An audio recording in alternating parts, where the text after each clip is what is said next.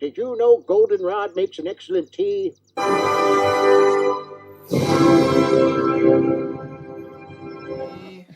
Happy birthday to me.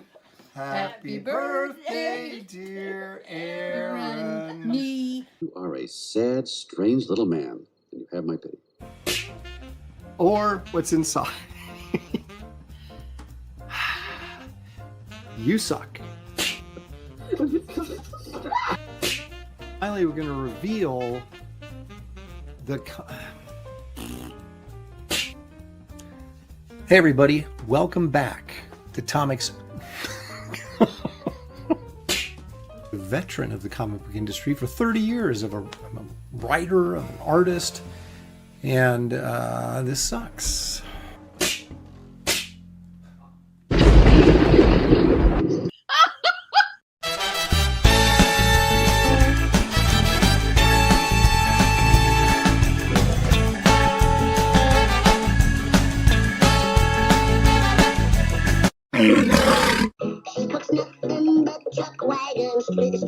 Stew, and her name is Minerva Ouch. She's the flower of the flower coach.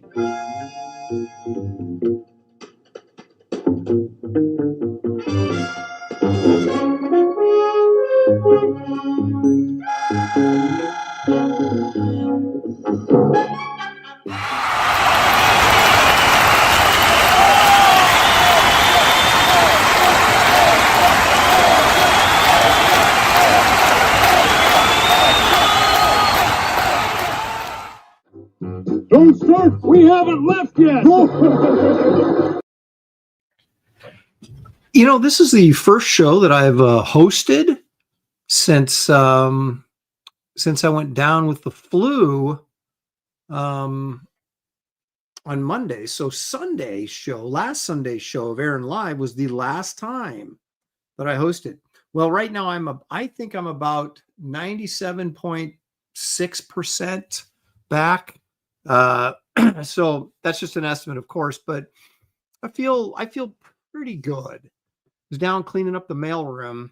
What a disaster, because mailing will be starting again very, very shortly on Wraith of God 3, as the printer ship date is December 2nd. That's not the date they're going to show up to me. It's the date that the printer is going to ship them out to me. So it'll be shortly thereafter. So I'm trying to balance it so that I don't order a bunch of Gemini mailing boxes before Thanksgiving. I don't want them to show up before Thanksgiving. So I may order them like on Wednesday of this week to make sure that they show up after Thanksgiving and clutter up the house, and then hopefully get most of that stuff out of here before Christmas. It'll be a Herculean task, but we're going to try and do it. Welcome, everybody. It is, of course, Aaron Live. I am Aaron, and thank God above, and I mean that, I am still alive. Now, I wasn't really, I was sick. This is the sickest I've been in like decades, but it wasn't like, oh my gosh, take me to the hospital. It's just like, I can't get out of bed, except to run to the bathroom to throw up or whatever, but it was like I had the flu in grade school. Like you'd miss school for a week sometimes because you got the flu so bad. And I was just like, after a couple days, I was decent, but then I'd get up and I'd be like, oh, I'm just fatigued walking around, and I have to lay down. Very strange. Usually I'm a guy with a very good immune system, and maybe it's just I'm getting old, or maybe it was just this one particular viral or whatever it was infection that really just stuck with me. But anyway, I'm back, and I'm not going to say I'm better than ever, but I am okay. So we're going to move ahead with a very jam-packed show today. Our last show before Thanksgiving, this sort of forgotten holiday. It's like everybody now seems to get ramped up for Halloween, which I ramped down for Halloween. I just whatever. Being a monster guy, that doesn't make much sense, but it's not a holiday. It's just kind of a day where, you give out free candy. It's not really, I don't look at it as a holiday. But people do, they get ramped up for it. And it's like this big deal, the whole month of October, Shocktober, and blah, blah, blah. And then it's like we recover from all the candy coma. And then it's Thanksgiving, but everybody's like, my wife is already Christmas shopping. And it's not even Black Friday yet. Isn't Black Friday supposed to be like the beginning of the Christmas season officially? So it's like people like just sort of just skim over Thanksgiving. Not this guy. I got a turkey down there I got to prepare, along with an entire meal for my son, my daughter-in-law, my 2 grandkids, my wife, my daughter, my mother. So, we're going to have a few people here, and my dog annoying all of them. So it's not an overlooked holiday for me. But I think I got all my grocery shopping out of the way just this last couple days. So I got to start thawing the turkey tonight, because I read don't thaw it at room temperature, which I've always done. But it says do not do that, because I guess it opens it up to all sorts of potential bacteria or something. I have no idea. So what they recommend is thawing it in a refrigerator. Well, our refrigerator is already packed full of stuff. So I have one of those little college room refrigerators, except it's one of the bigger. It's not the little tiny square one, but it's one of the, the bigger college room refrigerators out in my garage. And I was like, I'm going to plug that in and see if it works. And it does. So that's where the turkey's going in tonight, to slowly thaw over the next 3 days, so that on Thursday, it'll be ready to go. So there you have it. All right. So let's take a look and see who's here. Corum says, I remember getting X-Men Annual 9. It was the first time I saw how small Wolverine was. That size chart was awesome. He's already talking about Arthur Adams. So we'll be getting to that later in the show. Creative Face says, glad you're doing better. Happy Sunday. I'll probably catch the tail end of the show, but we'll see. Okay. Thank you. Repairman Jack Ahoy, Aaron, and my best wishes to Shelley. Thank you very much. I will pass those on, as I always do. Past Master Dan says, recovering from a life-threatening illness, our stalwart artist perseveres and trudges forward with his schemes and machinations. Wow. That actually took effort to even say that. There's Glitch from across the pond is here. Randy Howell all the way from Canada. Happy Doctor Who Day. Happy Doctor Who Day, everybody. Who do you pay to get like an official day on the calendar? I want there to be like official Aaron Day. Why can't there be, if there can be a Doctor Who Day, why can't there be an official Aaron Day? I want to find out who I need to talk to. RoboCop 1989 is here. Gemini Dragon 187. Scott Jonesy, he's also from across the pond. I haven't seen Scott's little icon there of him standing in this little doorway for a while, I don't think, but glad to have you back, Scott. Pantheon 7900. Are we doing that again now, where everybody's got numbers next to their names? YouTube's driving me nuts, man. Everything's driving me nuts. Roger 2, glad you're joining us, Aaron, and you didn't go out. Glad you're joining us, Aaron, and you didn't go into the light. No, No, I wasn't even close to that yet. But you do start thinking about that stuff. When you pass that 60 threshold, I don't know if everybody does, but all I think about now is, man, how much time do I have left? Not very conducive to good mental health, I don't think. Test Chimp says, I hope Aaron feels better today from his hemorrhoids and can finally stop scratching his Uranus. That doesn't make sense. You realize that, right? To say his Uranus doesn't make sense. You got to work on that, Test Chimp. In fact, let's get the show started off right. There you go. Okay, please edit your own comments, folks. I've got too much on my table right now to be an editor beyond Wraith of God 3, which I do terribly anyway. Headless Bourgeoisie is here. Stealth X5 joining us. Thank you. 10-8 Comics, Jim. The Comic Relief Crusader. Leg Kick is here because Leg Kick is almost always here. There's Duck Bacon, a true outdoorsman. Glitch now says that he always hated goldenrod, considered it a weed here in Britain or England or wherever they're somewhere in that neighborhood that he is, and constantly had to rip it out for clients when I was a gardener. Well, I guess one man's daisy is another man's poison ivy, huh? Michelle Bauer is here with her sword. Welcome, Michelle. Marcus Killer Group, purveyor of all things pop culture knowledge, joining us. There's Chris. I don't know if I should be reading these numbers afterwards or not, because I'm starting to feel like these are YouTube numbers and not actually part of your identifier. Like Chris 98521. Well, maybe that is his identifier. We are not going to draw. I am out. It's 7:22 p.m. Now it's 7:33 p.m. We're not drawing today. This is not a draw stream. That would be Graybeard's, the one, the true, the great internet draw stream. Graybeard's studio on Wednesdays, right here on this channel at Pacific time, 2 o'clock every Wednesday. But here I just talk and show pictures. Gemini Dragon wants to know, will Wraith be facing Bigfoot down the road? It's not in my immediate plans, but because when I have the Wraith fight monsters, they're monsters that I actually think exist. So Bigfoot would not be kidding. Let's see here. There's Corey Landis. Now here's something. I saw this bag of chopped garlic in the grocery store. It's like a sealed bag, right? And I thought, that's pretty handy.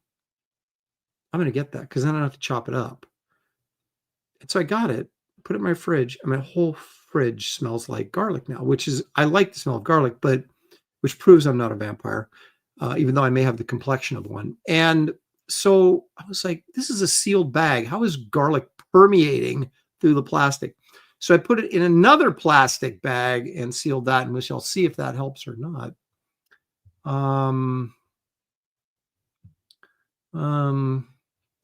Corey Landis saying, I'm sick as a dog. A lot of it going around. Apparently, now they're saying, no, it's not garlic. It's onion you're supposed to be eating. I like onions too.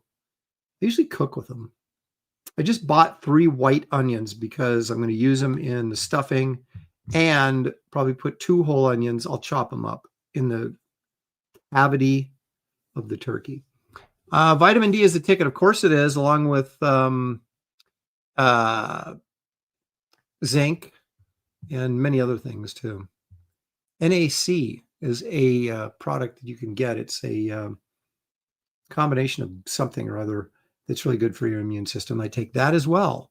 So, but sometimes you just can't fight the disease. Honey onion. I don't even know. What is honey onion? I don't know. Gemini Dragon says, no, Aaron, you look great for an old man. Stealth X5 for $2 says, hello, thanks, Stealth, appreciate it. There's Tarks, 9351. I have honey and onion syrup in my fridge. Honey and onion syrup. I don't even know about that. Hong Kong Fooey, of course, says, that's okay, Aaron, you're just getting old. And I think there's truth in that. Eric Boyd is here. Joseph Pentalon. Saying now the turkey takes forever in the fridge. Right. It's like 24 hours to thaw 4 pounds. So it's like if you have a 14-pound turkey, which I do, you're looking at 3.5 days. So I need to start tonight. And we'll see what shape it's in Wednesday night. And if it's not where it needs to be, I'm going to take it out and just leave it out overnight, regardless of what they say you're supposed to do. Also, there's like cold water thawing. Like because I guess water is a conductor of temperature or something. And so if you put it in cold water, it will help thaw it faster. Who knew? So I might do that. We'll see how it looks. We'll see how it is on Wednesday. This is like one of those little small refrigerators, so that it's not like a power packed, refrigerator. So it may thaw quicker in there. I don't know. Just throwing it out there. Excuse me. I just took all my vitamins, and now I'm burping up vitamin powder. It's disgusting. This is inconsequential artist. Greetings, Aaron in chat. Working today, so I'll catch this goodness on replay. Okay, that's fine. We'll take the views any way we can get them. Gary, looking for a free meal on Thursday. We usually eat around 3:00, Gary. The best thing about Thanksgiving is the leftovers. Well, actually, the pie is the best thing about Thanksgiving, but leftovers for days. You're making turkey sandwiches. You're making I love stuffing. Oh my gosh, I could live off stuffing. Stuffing and gravy. Okay. Anyway, Eric and Boyd Art is here. Okay, we got him. I just Pity Ma, there she is. Call Andy Smith and get the Cordrath calendar.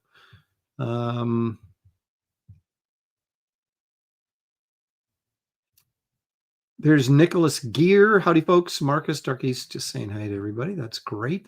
It's always nice to be friendly in the chat. Cole King is here. There's Sequential Treasures. That's James. Will Holloway, when do you think Wraith 3 will start shipping? Sorry if you already mentioned, just got here. It ships out from the printer on December 2nd, which means it'll get here in hopefully a week or less after that. And then honestly, the day they show up, I ship out at least a couple books on the very day it shows up. Who will be those lucky few that get it first? I don't know, but so it'll be the first week of December when they start shipping. And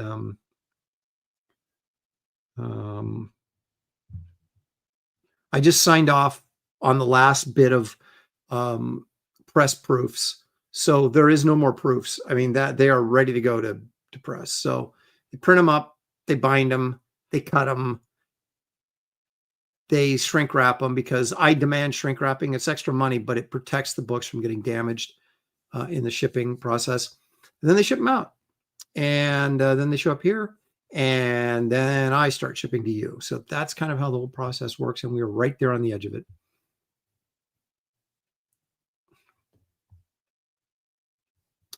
Um, 10-8 Comics says his son started raising chickens this year. Somehow he got 2 turkeys in with the chickens.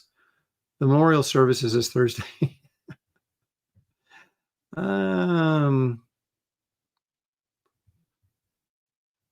I read something sort of about this, about a guy preparing a turkey where they actually cut out the spine, so the whole back and rib cage, pull that thing out, and then so you're basically cooking the thighs, the breasts, and the legs, and showed how to do that. And now I'm not going to do that part of it, but he was showing this guy was doing like he was those meat injectors. I wish I hadn't said that. They're like a syringe that you can shoot like butter or like some sort of brine or something into the meat, right? This guy is just pumping butter into this thing. And when he cooked it and brought it out and cut it open, the butter just poured out. And I was like, now we're talking. Because it's always difficult to get the dark meat done without overcooking the white meat on there. So let's see here. Marcus Killiger says, my boys can't come home for Thanksgiving this year, so we're having Cornish game hens. I've often thought of doing that. So just everybody have their own little Cornish game hen and not to deal with this giant turkey. Yeah, well, that's pretty much me. Turkey and noodles. Okay. We're still talking about flu remedies, I think. South River Studios is joining us. And let's see here. Sean Willits, thanks for joining us, Sean. He says, great to see you, Aaron. Great to see you, or at least see your icon. Okay. Aaron's new nickname should be Butter Pump. I love it. Wow. Okay, I'm not going to read that OJ comment, but okay. Robert the Bruce says that's definitely getting clipped. Of course it is. All I have to do is ask you guys not to do something, and I can guarantee it's going to get done. The thing is, it's going to get done whether I ask you not to do it or not, or not to do it, or I don't know. All right, so we're all here. It's time to get this show on the road. And the first thing that we like to do around here, especially after spending a whole week throwing up, is this. Let's all go to the lobby. Let's all go to the lobby. Let's all go to the lobby to get ourselves a treat. Now, doesn't this look yummy? Trader Joe's chocolate-covered sea salt butterscotch caramels. That's a lot. But they're kind of small, so I'm going to take 2. Close that up so it doesn't get stale, although I don't know that that type of stuff really actually gets stale. But anyway, while we're enjoying our fine snacks today, let's take a look and see what old Frank Frazetta has to offer us on this day 95, I believe, of the Frazetta image of the day.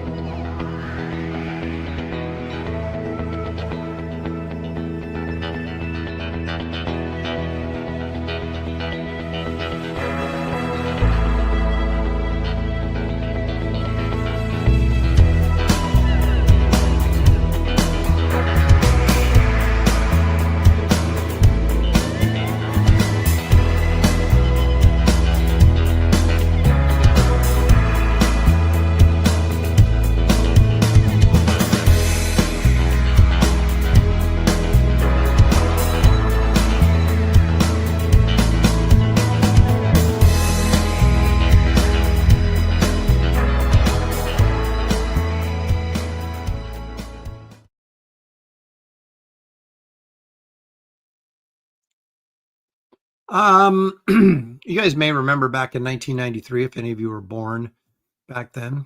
Those of you closer to my age, of course, will remember when Frazetta came out with, or Verotic, or Verotech, or whatever, published Illustrations Arcanum. Very pretentious title for a book full of new Frazetta pencil drawings. And they were fabulous. And this was 1993. And Frazetta was born in 29. So that would have made him 64. And we were all sort of, so 2 years older than me. I'm not quite 62 yet, but we're closing in. So 2.5 years older than me, whatever. And we were all just stunned at how good the drawings still were. It's like, oh, he still got it. He still got it. And that was a couple illustrations from that book. I highly recommend getting it if you don't have it. It might be a $100 book now, though. But, you know, what are you going to do? Collector's market. You got to be on top of that stuff.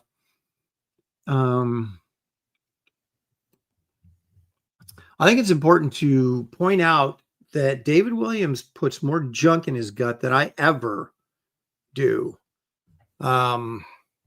He's the king of fast food. And I keep telling him, David, you got to eat healthier, man. You got to eat healthier. But he is glad that I'm back. He's man bat, but he's glad that I'm back and better. Thank you, David. Appreciate it. He's like trying to get me to buy this triple-decker Burger King rodeo burger or something like that.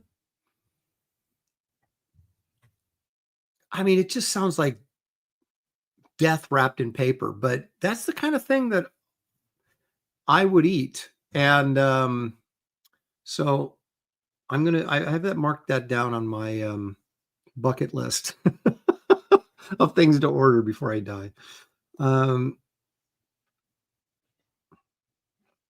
See, there it is. He's really pushing it. Do it. It's delicious. The rodeo burger from Burger King. All right. I did. I said I would try it. I'm going to try it. So not today, but perhaps soon. Duck Bacon says, so you're saying we'll be really great artists if we eat junk. I'm not going to say eating junk is the key, but I've been addicted to chocolate my entire life.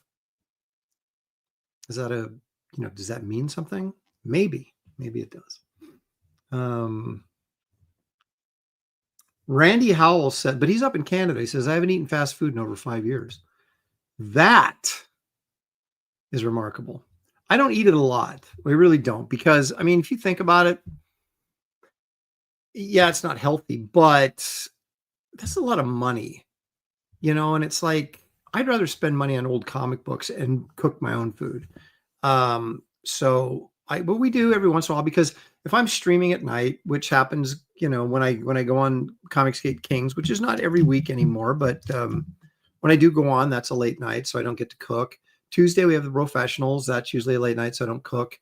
A Wednesday is a full day and a late night because of Graybeards and then Landing Party, so I don't cook. So Thursday, Friday, Saturday, Sunday, or, I get out of here late-ish, usually at 5:30. That's not bad my time. So it's, so I'm going to be cooking tonight. But I'll tell you, though, I've been getting a lot of videos on Instagram, like of pizzerias. These guys these Italian dudes making pizza. And they're all in New York and New Jersey, so I can't go get any of it. But oh, my gosh. And then it went to like sandwich places. And they're all in New York and New Jersey. So I've seen all these great delis. I'm like, oh my gosh, I want to go back and just eat. Like Katz's Deli. I've been there once. It was good. I believe I had a pastrami on rye with Swiss and mustard. And that was it. And it was, it was jihugous. Oh, it was good. Good. I would like to try a Reuben at a New York place, though. But a lot of guys put pastrami on a Reuben, and it's corned beef. I know there's a pastrami Reuben, but the traditional Reuben is corned beef. So I go corned beef, sauerkraut, your sauce, and Swiss cheese. And I'm trying to think if I've ever actually been to a deli like in New York or Philly or one of those places, and I don't think I have had a Reuben from a deli. And next time, if I ever go back to New York, which seems unlikely, the way things are trending, I only go to New York when it's safe to go there. Not sure, and that's what's going to be happening in the near future. Okay.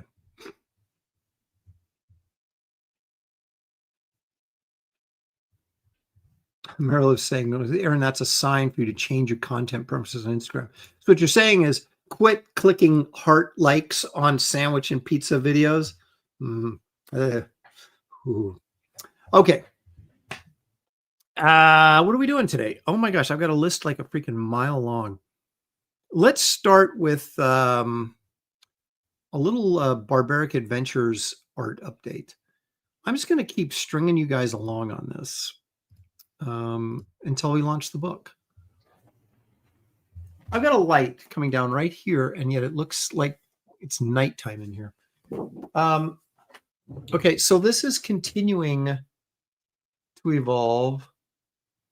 I really like her hair. I really kind of did kind of like a stylized thing with this girl's hair. Kind of like it. But I'm kind of trying to do some Frazetta-isms here and there. And Frazetta will always have this like thick, wavy hair in his paintings. So I'm kind of going with that look. So as you can see, all of the background detail in there. Still working on the bushes in here a little bit. That panel is going to be done.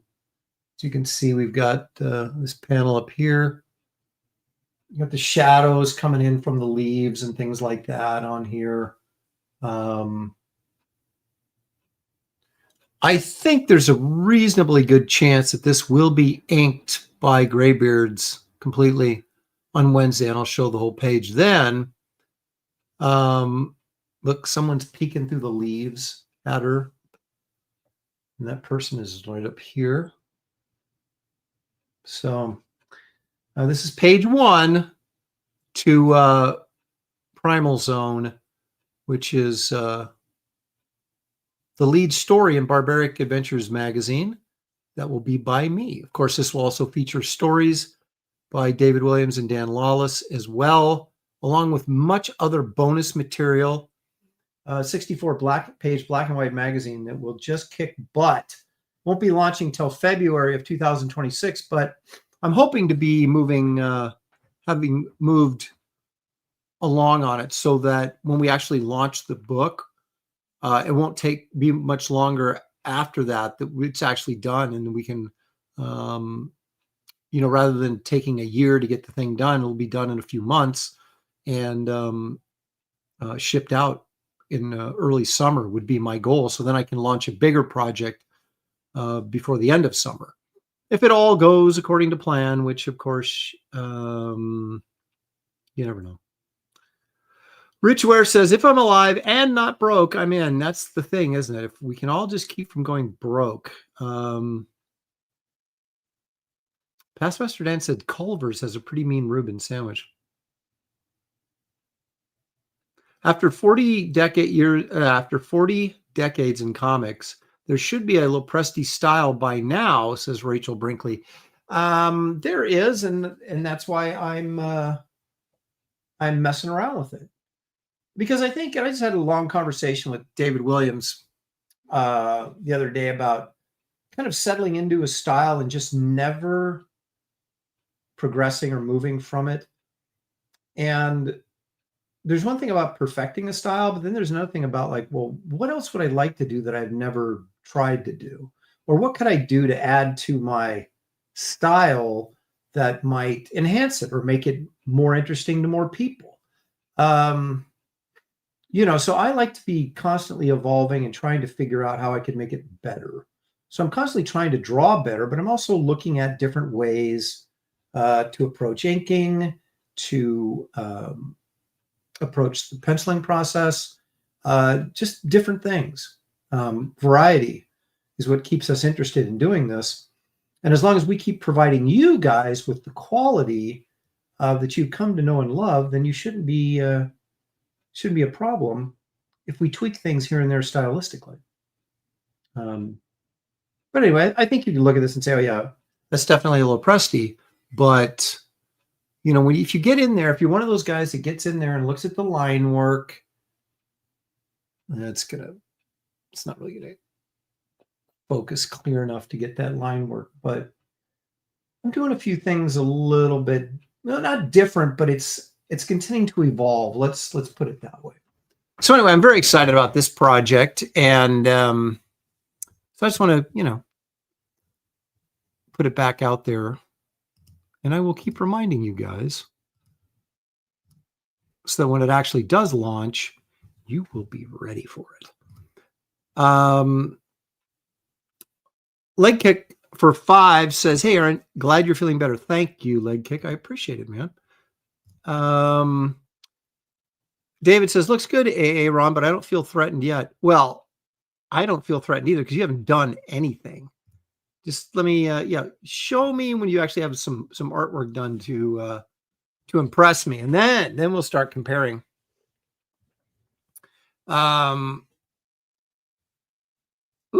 Pity Ma. She says he just read my Dark Horse number 21 story, Conan the Swamp King, back in 2000. Was it 2014 is when I did that? Oh, I was working at DC. And I think I actually, because I was on contract, I had to have been in 2014. So I think I asked Dan to deal. I said, hey, can I do a Conan story for Dark Horse? And they had to have okayed it because I'm sure I was still on contract. And so I pitched a Conan story, just an 8-pager, which I wrote and penciled, and then Matt Banning, excellent inker, inked for me, and it's in that issue of Dark Horse. Was it Dark Horse Present? No, it's not. Is it Dark Horse Comics or Dark Horse Presents? I don't know. But anyway, but it wasn't black and white. I don't think it was color, wasn't it? I don't even know. I'd have to go look. But yeah, so I got to do Conan's story that I got to write, and it was kind of fun. I don't know what the moral of that story is, but it's nice to see that Pity Ma is out aware of it, out there reading it. So, okay. So I just want to give you that. So one of the things I wanted to talk about today, and I don't really have an intro for it.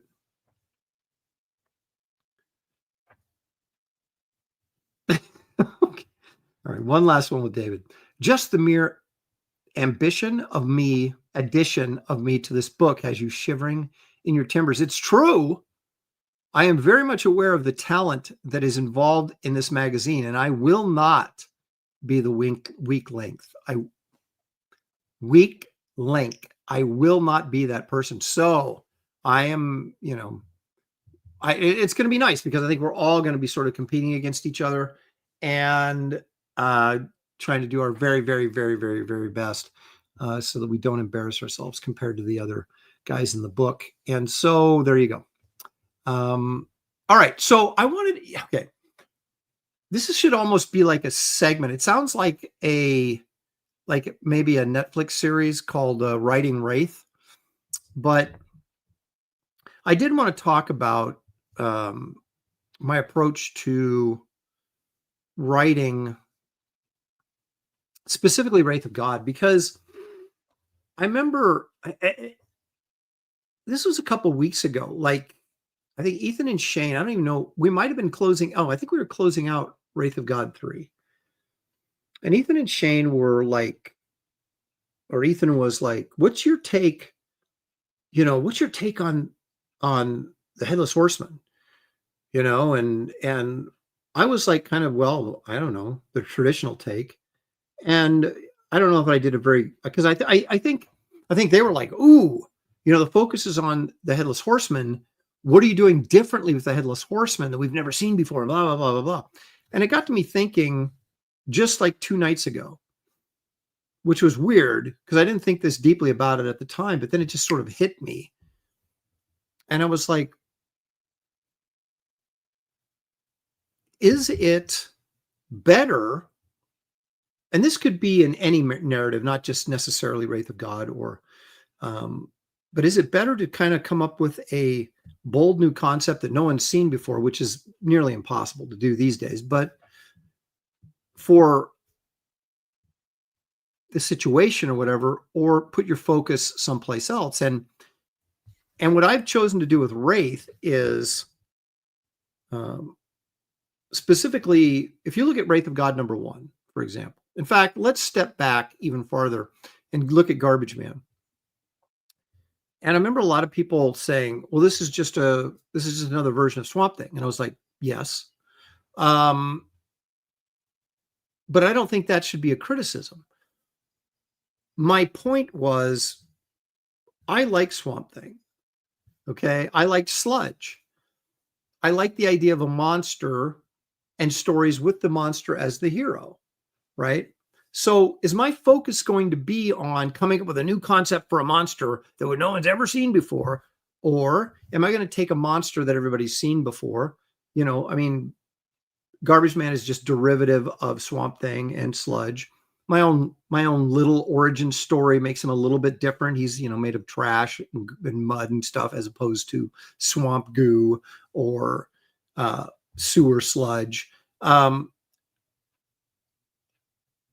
But then put my focus on telling interesting stories with the characters that the situations that monster gets in this case, Garbage Man, who is the hero. So interesting stories with him, making him an interesting character, and kind of using existing mythology, right? Not putting my effort into creating some new mythology. Because how many times have you seen a movie where people go, oh, it's totally original, it's brilliant. And you look at it and you go, okay, yeah, I haven't seen anything like this before, but that doesn't make it good. Just because I haven't seen it before, I give it some points because it's original, but that doesn't make it a good story. That doesn't make it an engaging story. It just makes it something you haven't seen before that could either be good or bad. So a lot of times when I'm doing something like Garbage Man or Wraith of God, I will, instead of trying to reinvent a concept, I'll take an existing concept that I actually like and then spend my time trying to write a story around it that makes it interesting and engaging and fun. Okay. So with Wraith of God, the first issue, we have werewolves. And so how am I going to visually depict that werewolf? Well, there's only there's the wolf man, there's the wolf itself, more like American Werewolf in London, where he actually becomes a wolf, or the Bernie Wrightson kind of, howling version of werewolves, or they're wolves, but they're humanoid wolves. And that's always been my favorite take on them. So I'm not going to sit there and try and create a new visual design for a werewolf that we've never seen before, because I don't really know how many options do you actually have. And then I'm going to take the existing mythology of werewolves, because that's something we all know, right? The silver bullet kills them, full moon, all this kind of stuff. And maybe you can tweak that a little bit, which I did in the story. And then you can go, are they dumb animals craving, blood, or are they intelligent, like maybe the howling, where they're just evil and devious? And so rather than spend my time trying to create a new concept for a werewolf, what I did was I wanted to write a mystery story, which I did. I wanted to put the focus, however, on the Wraith and Esther. After all, they are my continuing characters. So my focus then, as I'm writing this story, is who's the Wraith? What would he do? How does he act? Who is Esther? What did she do? How does she act? What's the overall moral of this story? And for Wraith number 1, the overall moral of that story is finding purpose in your life. For me specifically, what's God's will for my life? For someone who maybe isn't a Christian and doesn't follow God or doesn't believe in God, you're all asking the same question. What am I here for? What am I supposed to do? And that was really the big picture moral of the story. And then fit it into the framework of a mystery, and also being consistent with your characters and all those kind of things, right? So it made more sense to me, rather than create a new monster, to take existing mythology and then put our characters into that and spend my effort creating a scenario, a story that was engaging, interesting, exciting, whatever, with a moral to it. And that's what my story is about. The monster is just there as the villain, but I'm not going to necessarily create new mythology for every monster I have, unless it's a made up monster, which in these cases, these are more traditional monsters. So in the second issue, I did Nosferatu vampire, right? So we get a little background on the vampire, but not enough, not enough, but not too much, just enough to let you know who he is, because he's not my focus, right? You should be empathizing with the Wraith and Esther. Those are the main characters. Those are the people I want you engaged with. And so those are who my story's about. So what was the moral of that story? The moral I decided was about faith, right? So Esther's faith, which was lacking, and how did she overcome that, right? And become a better person, and become maybe closer to being a partner of the Wraiths rather than a servant of the Wraiths. And so that was the focus of telling a story that would allow me to visualize that moral tale. And so what I used, stakes, holy water, the stuff we all know about vampires, and you can't go out during the day, just sleep in a coffin, all this kind of stuff. Because I didn't want to spend my time working on that when that really wasn't what my story was about. And then finally, we come to Wraith of God 3, which is the Headless Horseman. And admittedly, I used the mythology mostly that we saw in the movie Sleepy Hollow, Tim Burton's. Because if you look at Disney's version, there's not much there. Okay, it's just a spooky old song that Bing Crosby sings, but we don't get, we don't really get any background, right? And I thought in Sleepy Hollow with Johnny Depp, they really sort of fleshed out sort of a concept, an idea for who this guy was, and I thought that makes a lot of sense. So what if I take that concept of who the Headless Horseman is, in general terms, not specific terms, but in general terms, and then we start to write a story in this issue about redemption, okay? And the characters that are involved, of course, Wraith and Esther, and then there's some supporting characters as well that are very vital to the story. And that's my story with, again, the Headless Horseman just being sort of a catalyst for villainy or evil, and using the existing mythology that has already been put in place. So it's comfortable for you guys. You can kind of slide into that and go, I know what this is. And I've always thought that was a more satisfying way of telling a story that I think is going to appeal to a wider audience.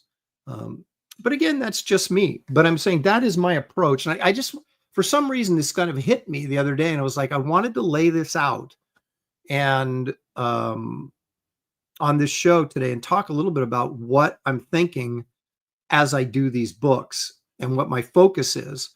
And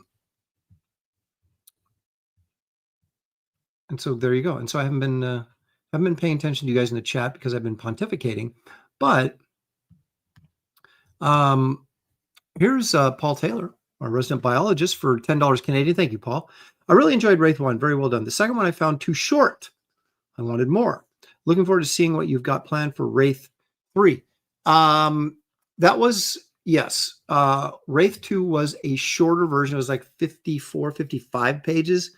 Wraith 1 was, I think, 79 pages with the epilogue at the end.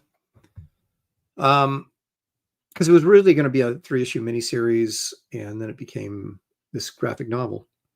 So I had the story. The reason the vampire story was shorter, because it was based on a short story that I was going to do. I was going to pitch to Dark Horse to go on like Dark Horse Presents. So I had this 8-page Nosferatu story, right? And when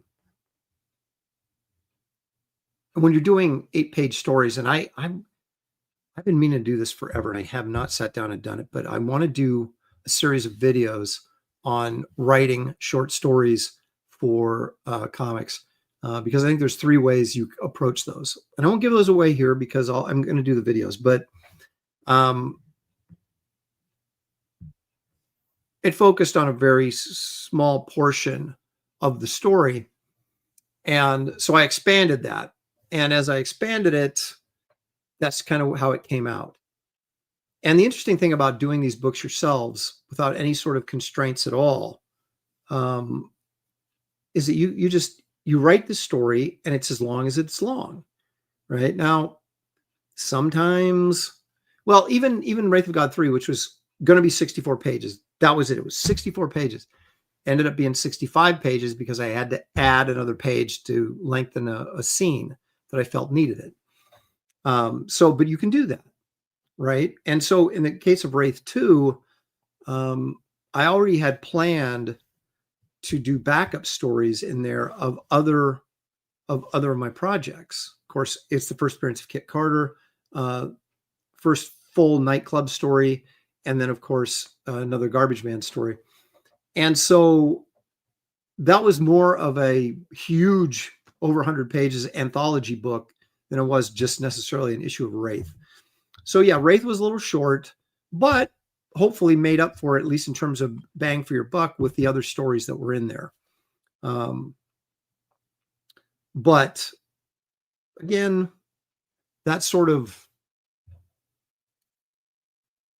evolved from a short story, and it just was what it was. Now you could always look back and say, well, I could have added 13 pages. I could have lengthened this out. We could have got back into, the vampire, a little bit more of the vampire's origin, and how did he hook up with the Undertaker and what that was all about.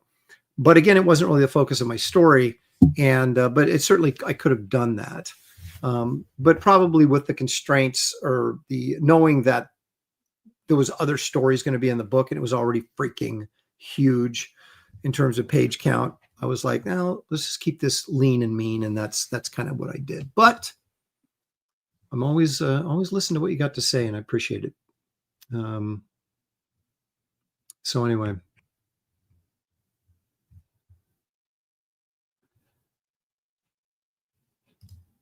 Sleepy Hollow is a good detective story. I do like that movie. The only problem I have with it is that I felt that Tim Burton treated the Headless Horseman a little bit too much like the Terminator. Like we saw him too much, and he wasn't like mysterious and creepy. He was terrifying because he thought, he took an axe and split a dude in half. So he wasn't exactly a friendly guy, but I would have liked it maybe a little bit more mystery about the character itself. It was a little kind of in your face, but I mean, I know that it was kind of an homage to Hammer films, and it was bloody and gory, and it was, it is what it was. But I did like it. So anyway, there you have it.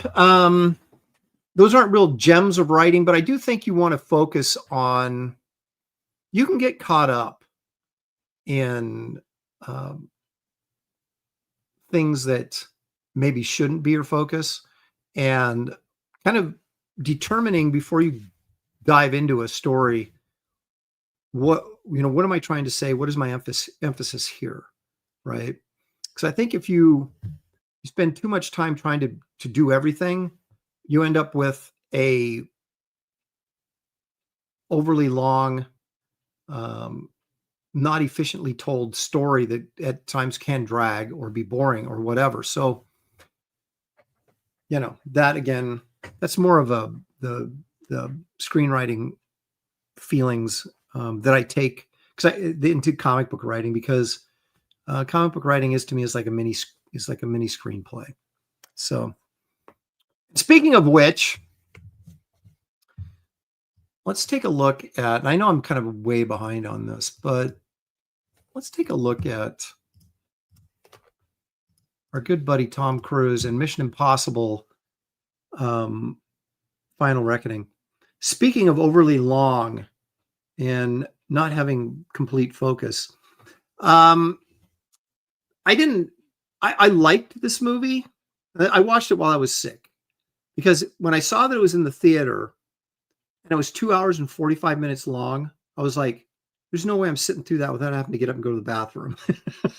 I mean, that's like the stuff you fear when you get over 60, right? It's like, can I sit there for 3? I don't even know if I could do it when I was younger. I remember watching King Kong, which was like 3 hours and 20 minutes. It was just, I don't know what it was, but it was crazy long. Peter Jackson's version. And the last thing you want to do in a movie theater is have to get up and go use the restroom and then run back in. And what did I miss? What did I miss? So I was like, I'm not going to go to the theater to see this. I'll wait till it comes up on something. And so it's not free on any of the streaming on any of the services that I have. So we paid, Shelly and I paid to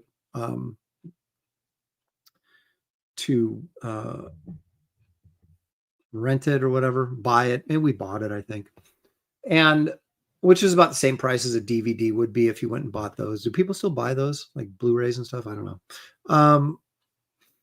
Because I hadn't seen the one before this. Number 7. This is number 8, which is just remarkable to me. And Shelly's like, oh, you got to watch this. It's really good. And I watched 7. I thought 7 was really good. I really liked it. And so I thought, okay, well, I got to find out how it ends now, right? Because they split it in half. So as you can see here in this picture, they basically form an all new Mission Impossible force, right? I'm still not sure who this black guy is back here. He was a government agent. Like they had this chick here was an assassin, right? And Tom Cruise spared her life in the previous movie, so now she's kind of like loyal to him. She was working for, was it Gabriel or whatever, the guy that is trying to control the AI. She was working for him, but then she was trying to kill Tom Cruise, and Tom Cruise spared her life. And so she sort of owes him. So it was interesting how they formed this new team, out with the old and with the new, which was kind of interesting. Of course, there's Haley Atwell there. And then was it Simon Pegg? What's that dude's name from Scotty from Star Trek, the new Star Trek movies? He's good. So anyway, they got a whole new team. And I didn't think this was boring. Now it's 2 hours and 45 minutes long, but I didn't think it was boring. I thought it was too long, but I was never not engaged while I was watching it. And so I think that's at least one plus, right? I mean, a lot of people were complaining about its length and that it's too talky and there's not enough action. But there's some tremendous action sequences in this. One, of course, is when he has to finally get to that Russian sub where the original programming to the AI is locked, at the bottom of the ocean. And of course, this was, another edge of the seat, improbable, of course. But I mean, it is when I read a review where they said, improbable plot. And I went, okay, it is Mission Impossible. So they're supposed to be doing things that are just, it's impossible to do. So I'm okay with that. I suspended my disbelief pretty easily in a lot of this stuff because I thought they tried hard. I thought the stunts were great. And I thought there were some really big action sequences in here, relentless in some points. There's a lot of exposition. There's a lot of in-between scenes, kind of putting everything together because there's a lot going on here, probably too much. It is a bit overblown and bloated, but not to the point that I felt it was detrimental to my viewing experience. But I think you can certainly look at it and say, well, why did this bomb at the box office? Well, those might be a couple of reasons why. And some people said it was unsatisfying, and we'll get to that in a minute at the ending.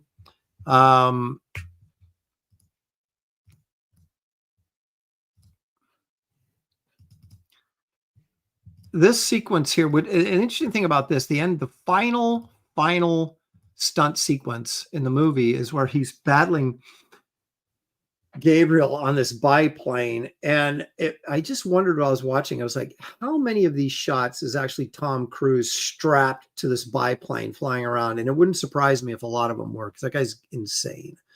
But so I think the movie delivered in terms of, if you want edge of your seat, thriller, exciting. A lot of people are saying that, the action sequences weren't that great. I disagree. They were spread out, but there was a lot of them. So, again, a lot going on, kind of hard to follow because it's brutally complex. And, but I was able to follow at least surface level enough to know what was going on. Even though there was a couple of things that I didn't understand, that, the poison pill had to be done over here, so it would fool the AI to do this. And it would, so it was a lot of explaining about how things were going to work rather than just doing them, because they were so freaking complex that you couldn't just show it because we'd have no idea what's going on. You had to tell them. And then maybe that was a fault of the movie as well. I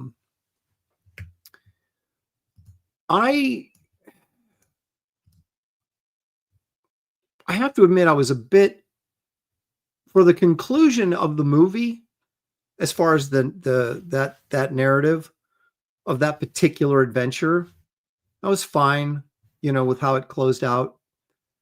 But how the end of the movie seemed more open-ended for something that was going to be a finale for the series.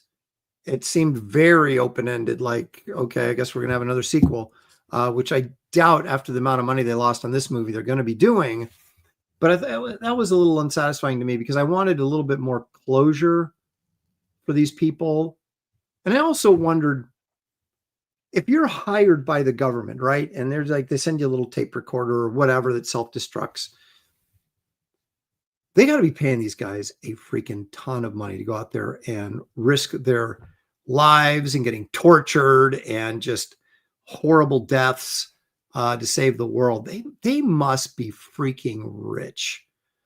So they'd have to have some sort of weird wire transfer where they get the money and then they go do the job. I mean, they never talk about that in the whole series, how these guys actually get paid. But man, they, to lose your identity, not have a life, your whole existence is to avert world disasters at your own peril. They got to be loaded with cash by the end of this movie. That's all I'm thinking. Scott Jones, he's saying EVS has started a trash cast. Going to jump on over there. The very best to you and you. Sure. Thank you very much. That's just the way it goes, right? So, no, Ving Rhames was in it a little bit. We'll just leave it at that. I hate to do spoilers. Yes, Mission Improbable. It's not Mission Impossible. Glitch brings up a very good point. If you don't have an identity, how would you wire the money? It has to be cash payments only. That would have been interesting if they had at least one scene in all these 8 movies. And I don't know that I've seen every single one of them. I think I have, but I don't recall there ever being a scene where these guys get paid. Oh, by the way, thanks for saving the world. Here's $1 billion. I mean, what do they pay them? Here's 5 million. Or I don't know. How do you negotiate that? And what's your motivation? I mean, I know that, Ethan Hunt was a murderer and they said, you either join our special forces or you're going to jail for the rest of your life. So you go, okay, I'll join the special forces. And that's fine. But I mean, for how long? 1 assignment? 2 assignments? I would think if you risked your life once, that would be enough, but maybe not. Maybe they're on board forever. But they got to be paying them, right? I mean, it's like, you wouldn't just say, well, you better do this. If you don't do it, you're back in jail. You don't get paid either. It doesn't seem very, and plus they always go, if you decide to accept it, right? So it's like, they don't have to accept it. So there's got to be some money in there someplace. I'm just curious. I just,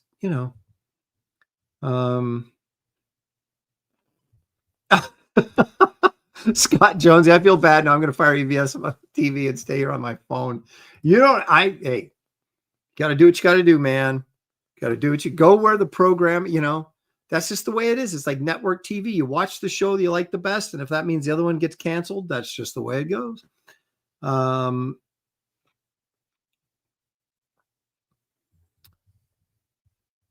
Well, Dale, that's a very good point, except how much does Captain America get paid? Captain America or any other superhero, they usually have like a private life where they're working or doing something. And then they superhero by night because they're compelled to do it because they've been given this great and awesome power. But that is a question I've always asked, like, how do these guys make money? Luke Cage had it figured out, man. He was like hero for hire. Thank you very much. Okay.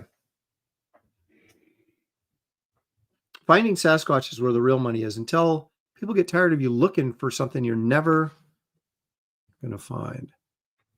All right, so let's keep this show moving, and it's time for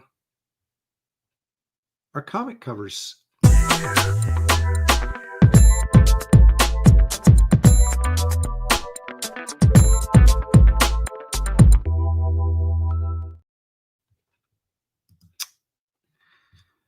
We're well into the 80s, and I was like, it's like you don't want to jump the gun too much because, of course, Arthur's work is as well known in the 90s and the 2000s but he started in the 80s, and so therefore that allows me to include his covers while we're still in the 80s, and indeed we shall.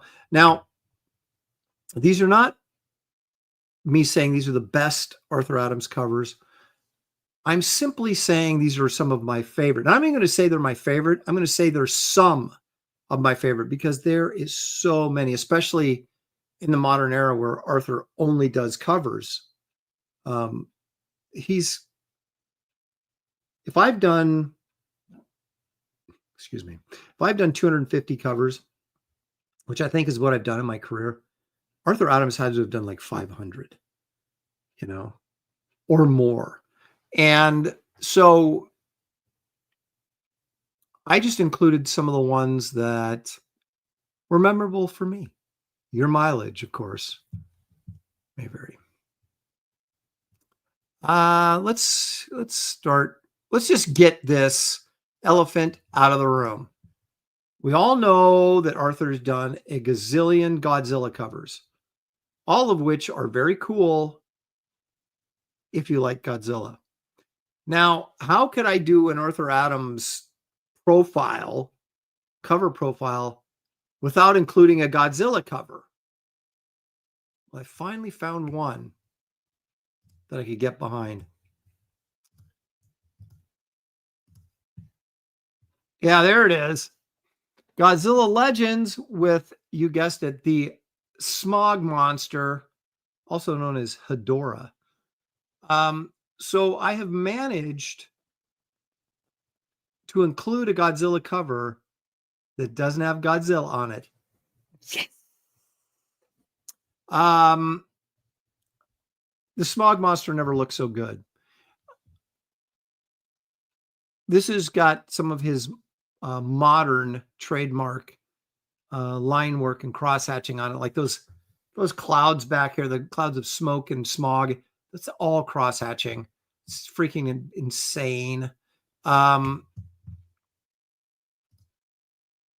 This isn't a great scan. I apologize, but I'm not even sure if this is not Arthur's own version of the smog monster. Because like I said, I don't remember ever seeing a movie where the smog monster looked this cool. But I believe this is a variant, black and white variant cover. So I chose this one because you could actually like see the line work and stuff. But big monster, right in the, I mean, come on. This is like sell a comic book 101 right here. Just great. And now we don't have to talk about Godzilla ever again, at least on this show.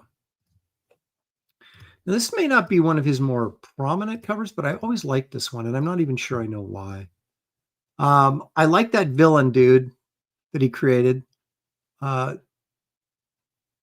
like that sort of like, I don't even know what that thing is. Is that like a moth dude? He's got wings back there? I don't know, but that's really cool. But it has sort of this organic feel to it. The armor does. And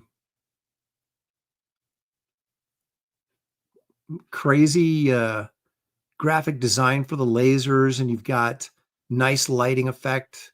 Of course, you got Monkey Man there and O'Brien, and then some little mole man type looking dude back here. This is a little busier than normally I would go on covers, but it's still very focused, and it's more of a storytelling cover than just a big image of something. Even though it is a big image of something. And your composition here, your eye is it's keeping right in here where it should be. And but I do like this guy, and I like the Monkey Man pose here. And I don't know, I just like this cover. I think it works. And I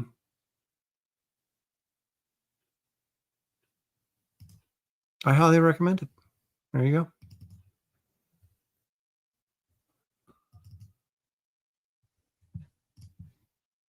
I wasn't able to grab all the covers I wanted because there's something going on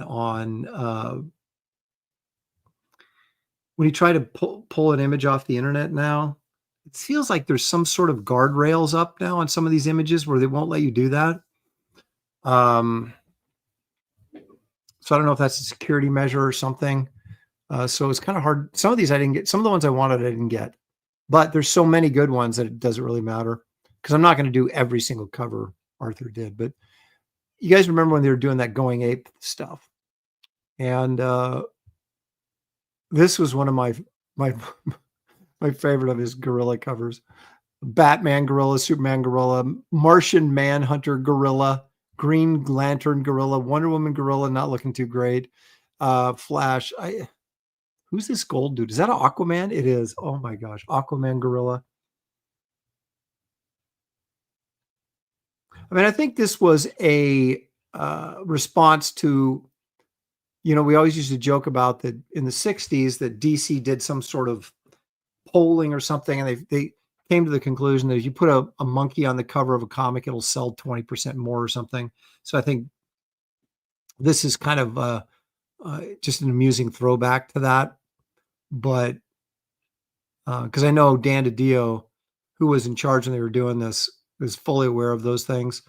So I thought this was pretty good.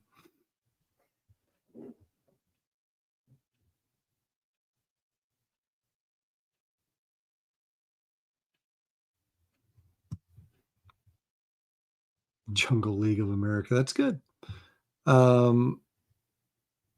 Yeah, so there was a lot. He actually did several monkey covers, but out of all of them, I kind of this is my fave. Look at how Superman's monkey Superman's gut is hanging out. And he did a smart thing here by making Batman and Superman big, and then the other characters coming in from the sides. So again, you're doing that big central focused image to grab someone's attention, making it, of course, a very successful cover. Now this, I'm curious, somebody like David Williams would know the answer to this. Marcus Killigrew might know. I'm not sure if this was first a commission and then DC said, hey, we're going to use that as a cover. But I guess as long as it's been a cover, then I can use it. And this is the cover 2 wraparound cover for Detective Comics number 1027 for $9.99. Holy smoke, comic books are expensive. So you've got half the page is Batman, the other half is all the villains. I mean, what is not to love about this? You got Poison Ivy, you got Killer Croc, Scarecrow, Mr. Freeze, Clayface, Bane, Penguin, Riddler, Joker, Two-Face. I just think that's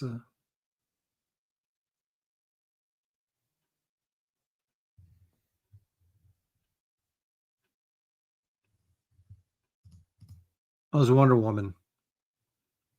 Was the ape in the previous cover that was under Superman's right arm, under his right arm? Was Wonder Woman. Yeah, White Rabbit. I didn't even know who that is.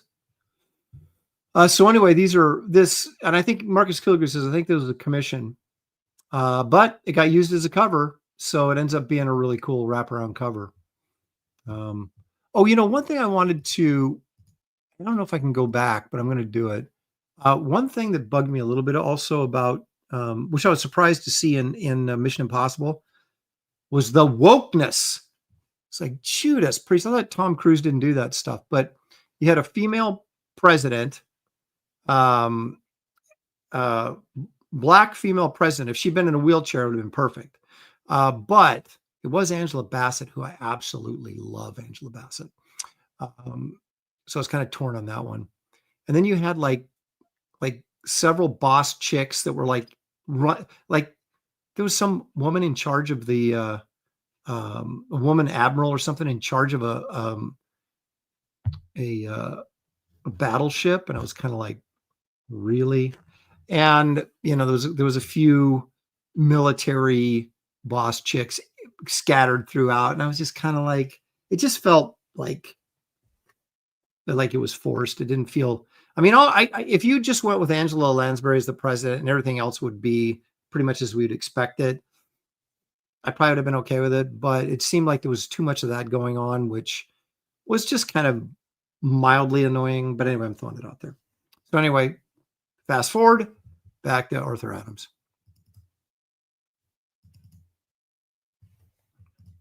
Now this is this goes way back. This is back when Arthur Adams was becoming Arthur Adams. Although I think this was a reprint of, wasn't this the special edition New Mutants? Didn't this like have the Asgardian annual or something where Storm was Thor or something on the cover? You guys remember that? That was Art Adams' cover too, right? It didn't make this list, but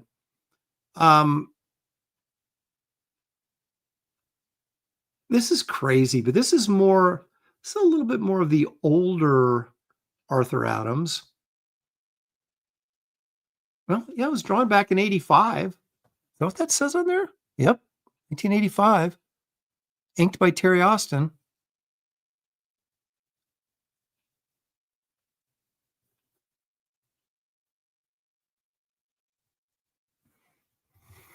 So you can see in the faces up here, like definitely the Arthur Adams look to them, but that evolved, or I shouldn't say evolved, but evolved is the right word, and then polished to what we're seeing now. But it's kind of nice to see this sort of earlier versions. And again, apparently Arthur is one of those guys that can just sit there and noodle himself to death. I've seen it a million times on his drawings. This is a lot of work. And I think it's cool. I like his wraparound. And I love, this stuff, the busy stuff here in the middle, but then you've got like these kind of ghost images back up here in the space. I think works really, really well.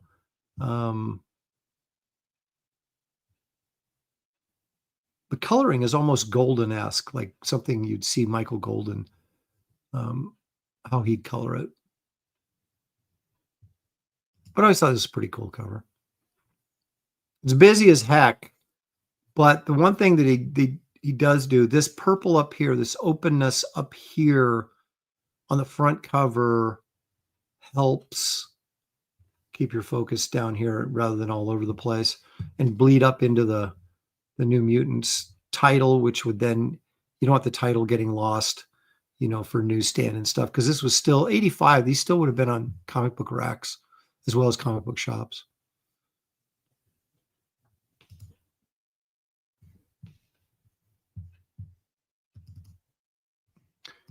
Now, this will take you way back.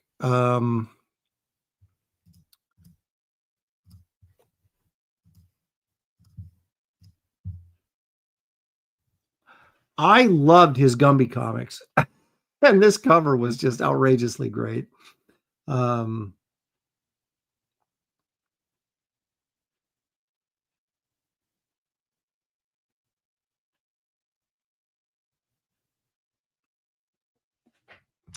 Yeah, there's Sequential Treasures. Going back to the previous one, says, no, wrong one. Says, you're thinking of Uncanny X-Men Annual number 9 for Storm at Thor. Yes, okay. But anyway, look at this. So you got Gumby, and then you got all these monsters back here, and the way this sort of kind of, it's really busy, and yet it's really focused in this power pack image right in the middle here with these creepy clowns and this sort of Mojo looking dude back here, and then this monster and little, flying demon fairy thing. There's a skeleton back here. I just really like the design of this cover. I think it's really, really nice. And I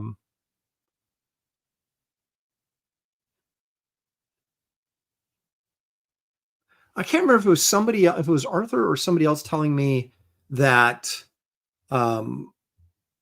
hated drawing Gumby. And gosh, I wish I could remember the story of why he got involved with this. Maybe because he thought it'd be easy. I can't remember exactly, but then he ended up doing, like, they had the Bob Burden wrote it. Flaming Carrot Man wrote this. He wrote the Gumby's summer fun special. Then they did the Gumby's winter fun special. And they're just nutty. It's just crazy enough. It just might work. But anyway, I love this cover. And this would have been like late 80s, early 90, 89. There it is.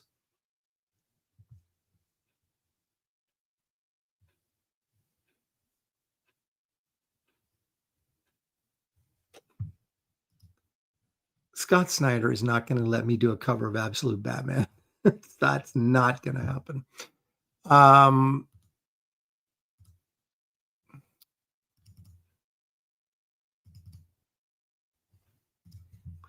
Remember this when there was this 3-issue series. When was this? Is this around 1990 maybe? When the new Fantastic Four, I think it was 3 issues of it. They took the most popular characters they had, Wolverine, Spider-Man, Gray Hulk, and Ghost Rider. I guess the only other character would have been the Punisher they could have used, but they needed some muscle, so they went with the Hulk. I remember, and I want to say Al Milgrom inked these. I'm not 100% certain, but I'm sure Marcus Killigrew knows. But I think it was 3 issues of this, right? Within the Fantastic Four, it was like 348, 349, and 350. But out of the 3, and Arthur did all 3 covers and the interiors. I remember buying these going, yes, because you didn't get to see Arthur Adams' interiors very often. And so when he did something inside, you were like, give me that. Paul Taylor says, wasn't the original Hulk gray? Yes, he was. But they changed him to green because the color kept changing because of the web press printing, and back then was not good. And so they'd always have color variations, and his gray would be purple, or it'd be green, or it'd be whatever. So they finally stuck with a color that would be more consistent.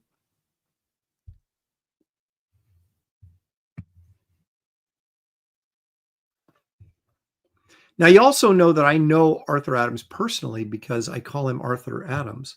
It's like Walter Simonson. Walter does not like being called Walt. Arthur does not like being called Art. So you learn that, and then you try to be respectful. Okay. Let's go back to the series that really, this is what made him a star, was Long Shot. And out of all the Long Shot covers, I like 2 of them. This is one of the 2. It's my fave. I love that big mojo back there, kind of surrounding the fight scene between that chick with 6 arms. What's her name? I don't know. And then Long Shot. And it's designed in such a way that the little characters, don't get lost in the big character, who is, of course, Mojo.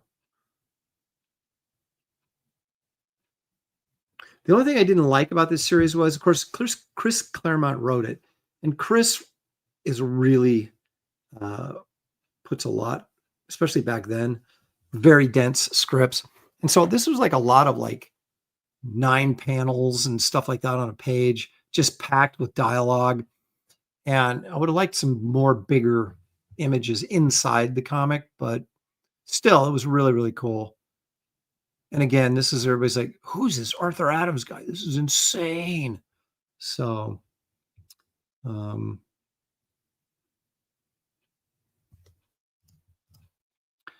it did. But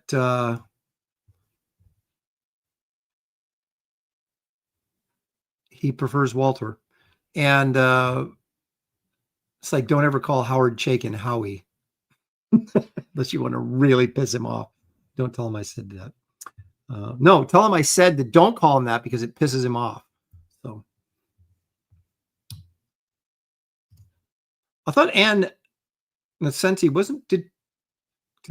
maybe she did write this. Are you sure it wasn't Claremont? Okay, I'm being corrected. It was Anne Nocenti wrote. Well, it's still pretty packed.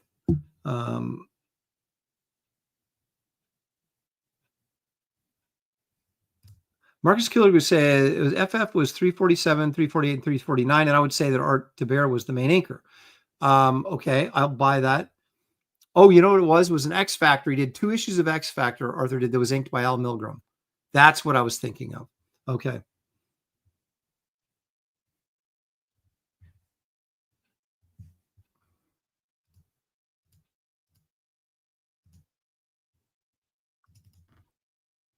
All right. That's too small. So we're going to start with this.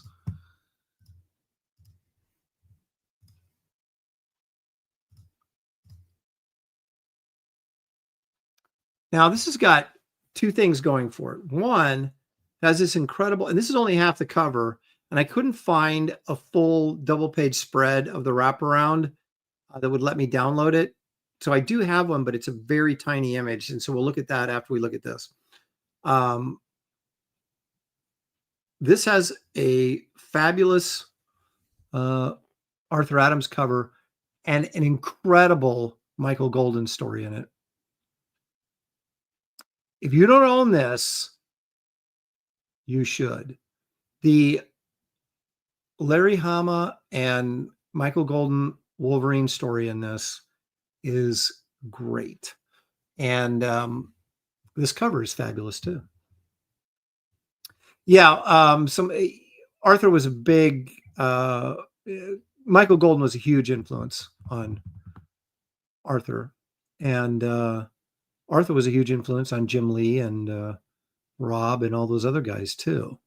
So you could actually say that Michael Golden was the godfather of this sort of the 90s style kings, because McFarlane was a huge Golden guy as well. But this again is very busy, which is what I normally don't like. But because it's Arthur drawing it, everything looks cool. And the fact that it's like it's going someplace. You see this motion where it's kind of everything's pushing from left to right, like exploding that way instead of like directly at you. So there's a little bit of a, I don't know, sort of a design to it. And it becomes more obvious when you see the whole thing. Now, again, this is really tiny, but you can at least see how the overall design works. Okay. So basically you have Santa Claus here. So really what you're supposed to do is flip it. Hang on a second here. We'll do it. Okay, so then it looks, hang on a second here. Let me try this again, like this. So you flip it like this, and you see that Santa's down here holding up this huge thing. Is that Thanos right there, or is that Hulk? I think that's Thanos right there, ripping through. There's the Punisher. So you get a few more characters here. And now it really looks cool, presented like this. It's a really inspired design. I think that's great. Now, it's unfortunate that it's displayed sideways, so you can't, the Santa Claus thing doesn't really work as well. So obviously you have to open it up like a poster and then turn it on its side, and then it works really, really well as a graphic design. Highly recommended if you don't have this. Okay. Oh, well, I had to get one of these in.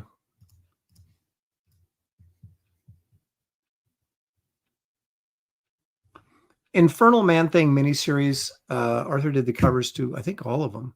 But this, it's close up here. It's kind of my fave. There's only one guy, I think. Let me think. There's only one guy that I will concede draws Man Thing better than me, and that's Arthur. So, or at least as well.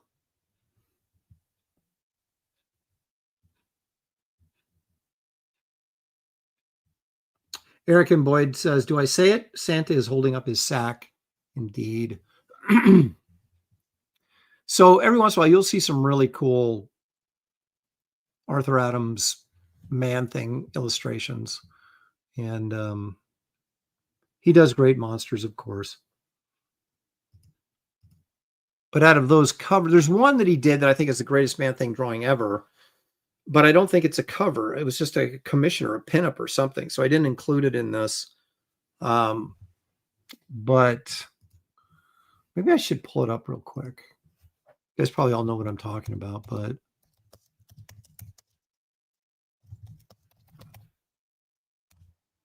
I don't know if searching for Arthur Adams Man-Thing on Google is the greatest idea. All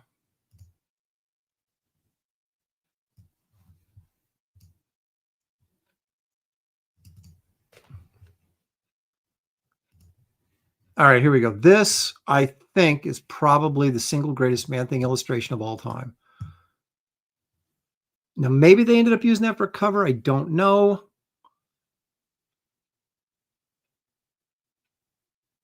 Now, David Finch has a Man-Thing drawing that is not as, or pardon me, it's a Swamp Thing drawing, so I take it back. So this is the best Man-Thing drawing, in my opinion, ever. I'm sure I've got one that would be second place. But doggone it, this is freaking awesome. So, and I think this was a commission piece or something. Look at the detail he puts in. This is all like microns too. The guy just goes nuts. It's take him days to do all that cross-hatching and stuff. Ah, what a great piece. Okay. Back to the covers. Only a couple more. This is an oldie, but a goodie. I love the lighting effect on this X Factor cover. So this is X Factor 42. This is probably in the early 90s, right?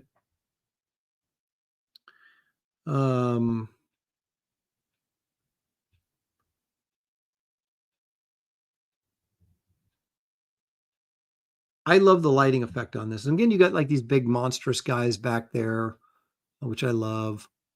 And you got your again, I think the design is really, really strong. You've got, I don't know who this is down here at the bottom, hiding, right? And you got your whole team right here. Okay, so you want to make sure your team is on the cover because that's why people are buying the book. But then it expands out to these giant villains that are menacing our heroes. And then you got this black up here that really sets off the logo. This is a well-designed cover. Really, really nice.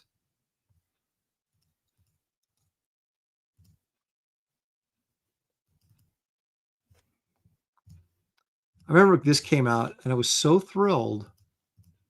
And this suffers from the same fate as Longshot in that too many panels on a page. I wanted some bigger imagery in there and I didn't really get it. Like some bigger monster panels. I think the last page is a splash of the creature from the Black Lagoon like sinking to the bottom, but there's other shots of him where he's like menacing and stuff that would have been cool if he'd been drawn bigger, but still great adaptation of the movie. Of course, he did the cover, but he did the guts. And he draws a great creature.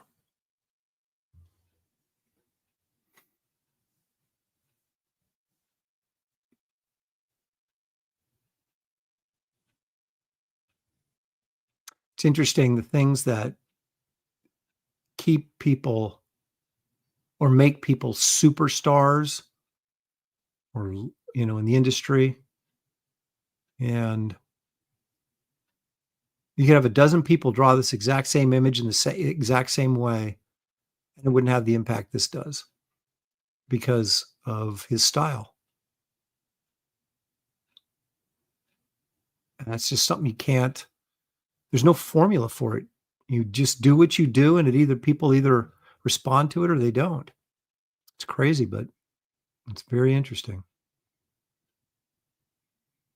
Oh yeah, I love that piece. Love it. And it's really interesting here too. I love how they put the logo in the middle, right? So this is in the comic shop days. This is a prestige format. It would not have been in a newsstand anyplace. So this was designed to be displayed front and center. But that giant image of the creature up here, and then your whole crew down here, and the logo in the middle. Well designed cover. I don't know if Arthur gets his due for his design sense. And finally, last but not least,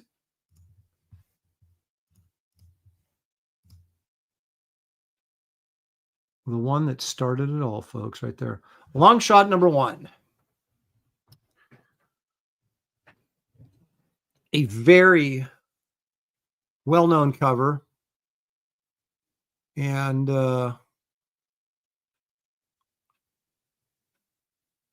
very early Arthur Adams. It looks like he inked this himself. He did.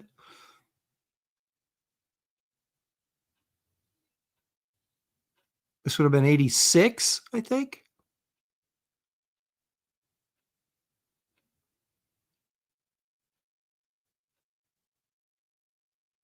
Strong central image, does the very that sort of offs the circle there to kind of draw your attention, and you have long shot sort of off center, so it's not, just everything right in the middle. You've got some nice movement in the background here of these creatures or whatever that kind of go along like this through the image. Very nice.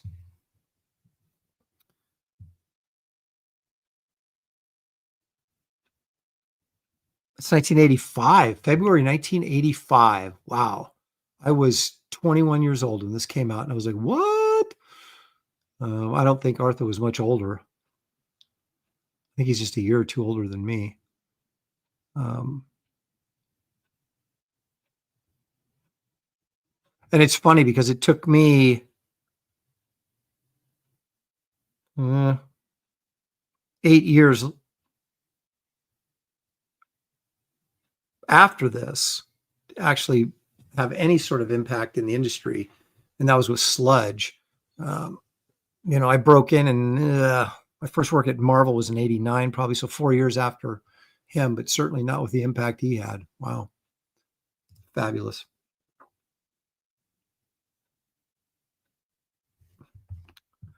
Sequential Treasures, but here's the thing. I do love Action Comics Annual number 1, but the cover is, it's nice, but it's not great. I'm putting up what I think are his best covers, and you have to discern some of that.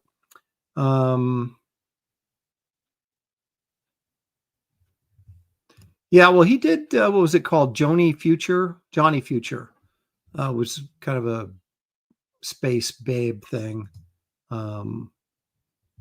for Alan Moore's imprint and Image in the 90s. Like I said, he's done just like gazillions of really cool stuff and images, and it's like, how can you pick just 15 and say, oh, these are his best ones? But like I said, just some of my favorites, and we wanted to make sure we got him featured on here because he's certainly one of the big names, huge names in the industry. But now, after looking at Arthur's work, it's time to take a step down and go way back and see what's in my flat files this week.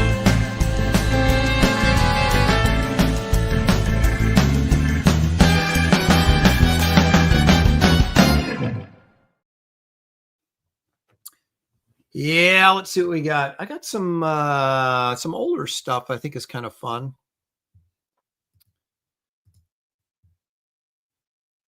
So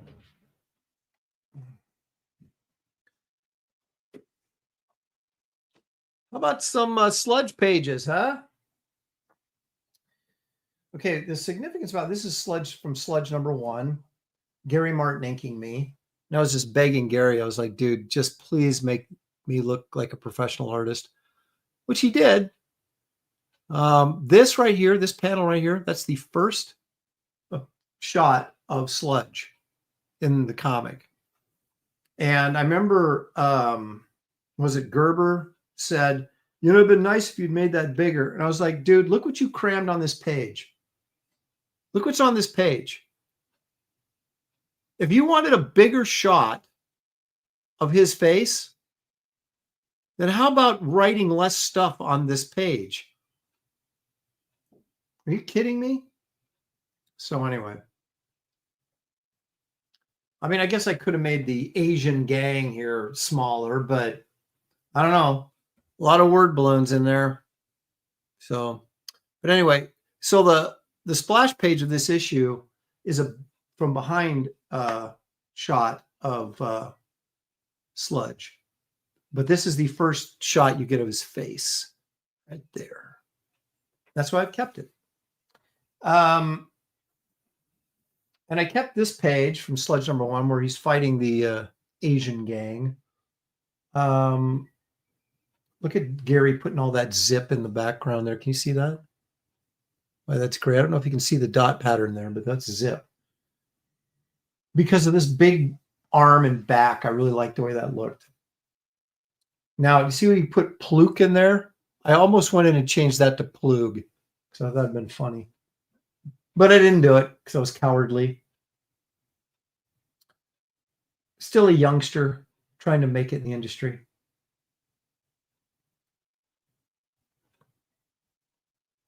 I kind of like that panel too, where he just goes and his face just smooshes up against the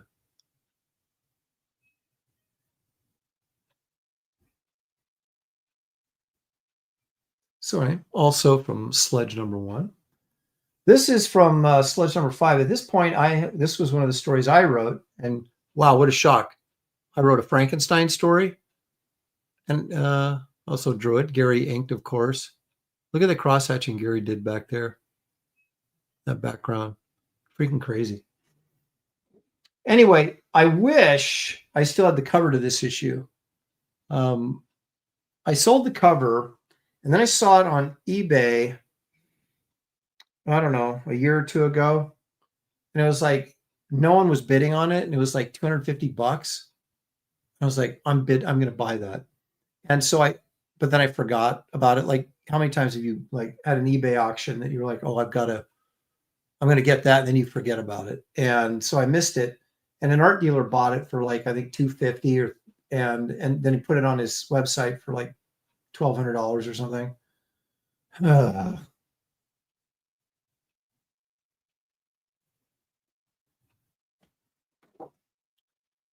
All right, so why did I include this page? This is from Sludge 4, which I also wrote, because that is the comic book version of Shelley and the comic book version of me. And that's the comic book version of Shelley's butt. And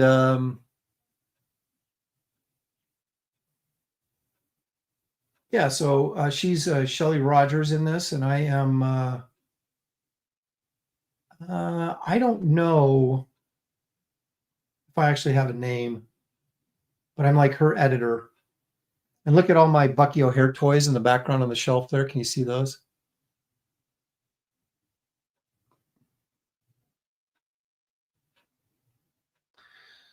So anyway, yeah, I used to have hair.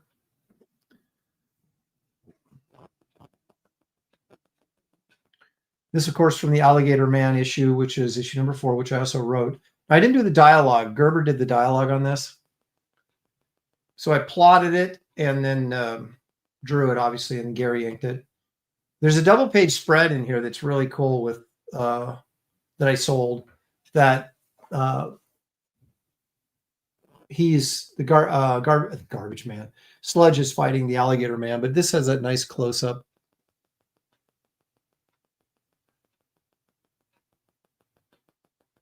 So Shelley is like this investigative reporter.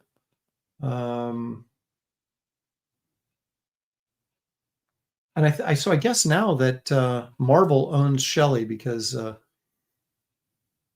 we drew her in here and created the Shelley Rogers character. which is her maiden name is Rogers. So anyway, look at all that line work on there. Now, I did do that. I drew that line work on there, but Gary inked it. And just look at the brush work on there. Insane.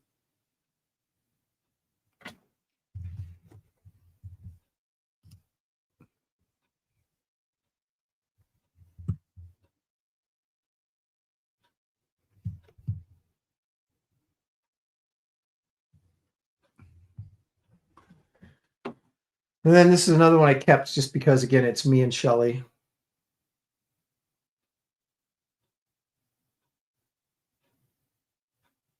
Shelley's big hair, big old hair up here. Look at my buildings are terrible. They're very coloring book like. I'm gonna do a better job on that. All right, this is sludge number 3, which is the first appearance of Lord Pumpkin. But I loved his back and his arm here, so I kept this. Look at some of the me trying to be clever, like Sludge's face showing up in this guy's visor on his helmet. And it was originally called Gunboy, but then he became Pistol. This little kid who, typical Steve Gerber creation, like this 12-year-old kid who's like Lord Pumpkin's sidekick, and he's just like kills people. You know, it's crazy. And I like this, the lighting effect here and everything like that on that panel. So I kept this page. You wonder if another 20 or 30 years, it's too bad that Ultraverse is dead, because if it was still around, even if Marvel was keeping it alive, these pages would have more comic historical significance, and it'd be interesting to see in 30 or 40 years that people would go, oh, that's a classic. The end of the Alligator Man story, where I came up with this blind street beggar who is kind of I think Gerber actually wrote him in to some of his issues that he wrote, but I'm pretty sure I created this character. He was a friend of Sludge before he became Sludge. He was a cop, and I think this blind guy was a friend of him. Yeah, before.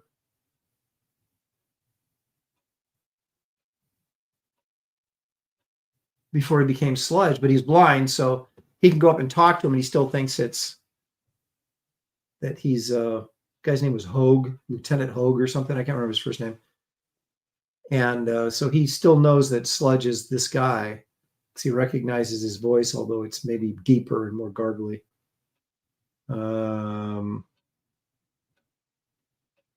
So anyway, again, you got the reflection of Sludge in his glasses there. So you can see how my style was kind of evolving and to where it's at now.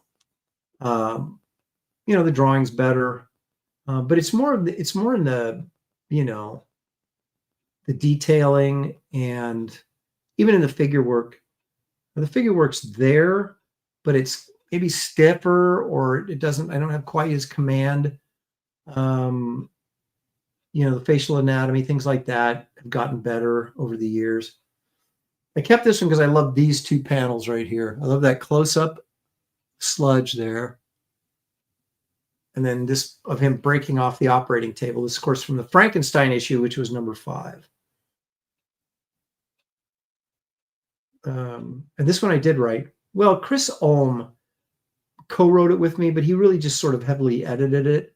I mean, I wrote it. We talked about the plot, and then I wrote it, and then he went back in and, you know,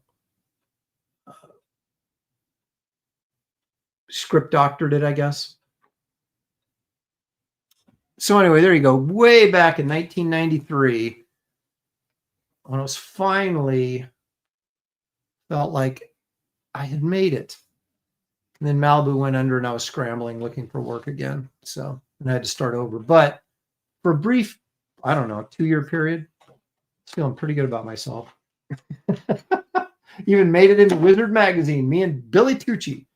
See, of course, then again, here's what I'm doing now, right?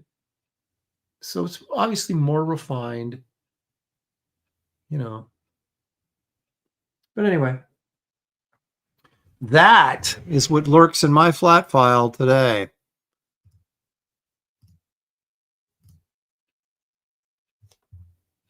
Hmm.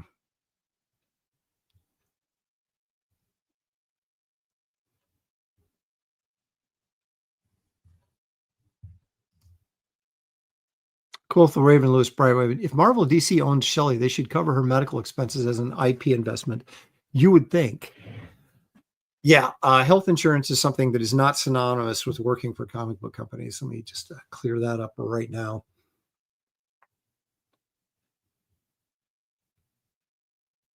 Hmm.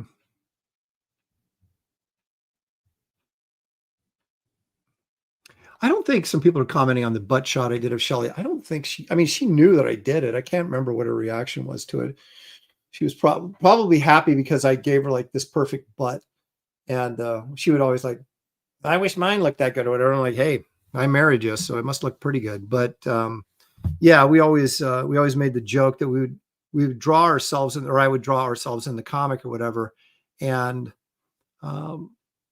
we would, they were, what was the phrase? Artistically altered for your viewing pleasure. That's what that's what it was. The idealized version of ourselves. Um,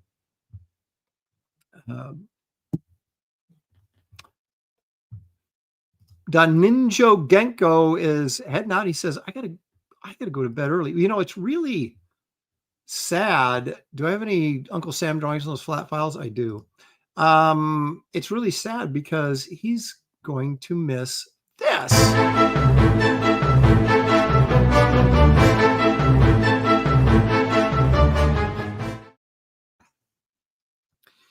Well, one thing that's great about AI is it's always going to be providing us new Bigfoot videos.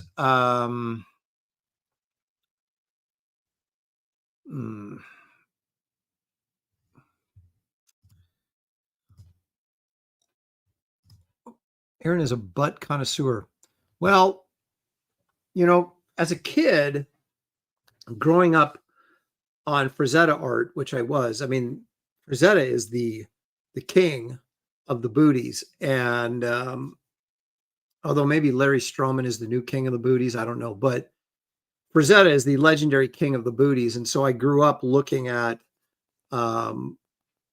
booty shots. So that may have some influence on that. I've known to put a booty shot in some of my stuff now and again. So, and I blame it on Frazetta. All right, this is something I call this glob Sasquatch, and that's not a good thing. But you guys, you can take a look at this, and I mean, is glob Sasquatch a new thing? Let's see.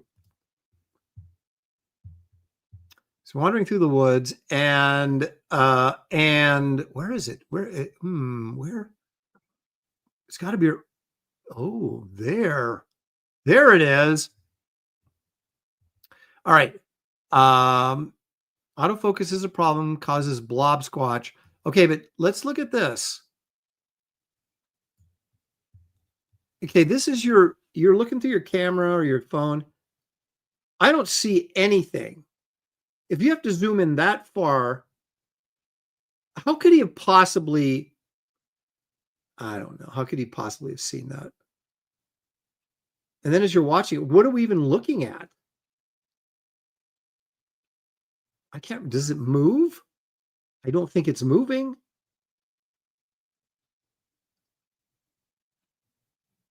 Okay, but the reason I included this, because this is horrible, but the reason I included it is because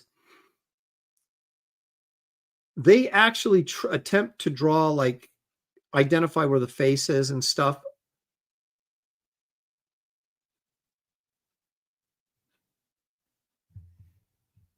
Where is it?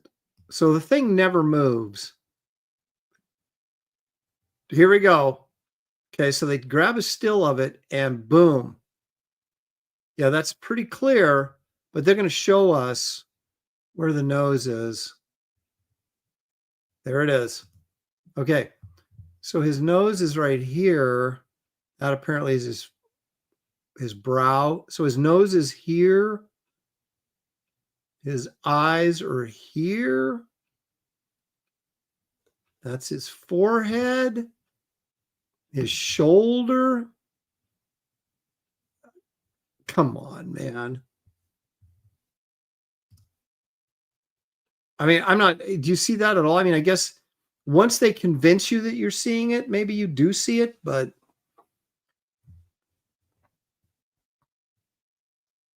I find this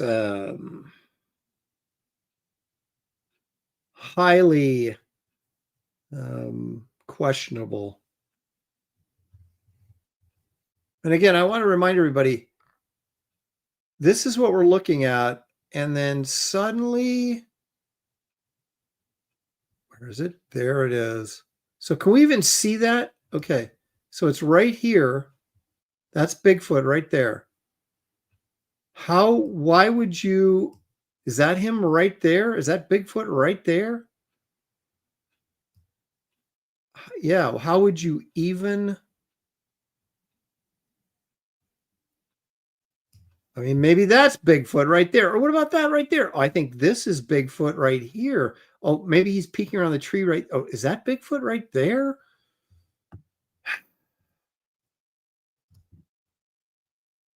To quote our good friend Joe Biden, come on, man. All right. Well, we must do better, and I'm going to do probably too much better because I think we have an AI problem in our hands.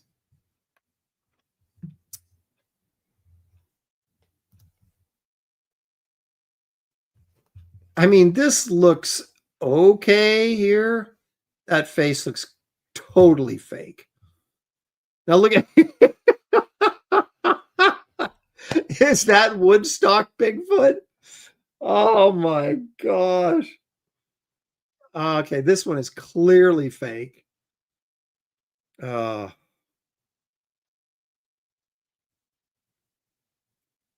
Clearly fake, but at least he's waving. He's nice. So apparently a Bigfoot got in this guy and trashed his house. But the real reason we're looking at this is for this guy right here. Oh man. Okay. So that's AI. That face is so clearly. But look at this.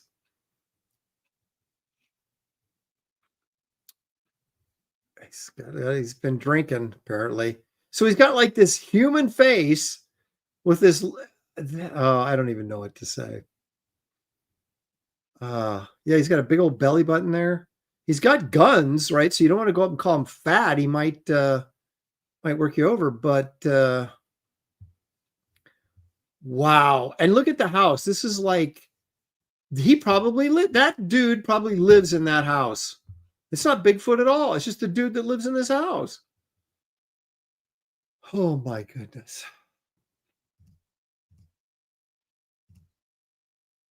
That kind of an image will make your Sunday. Oh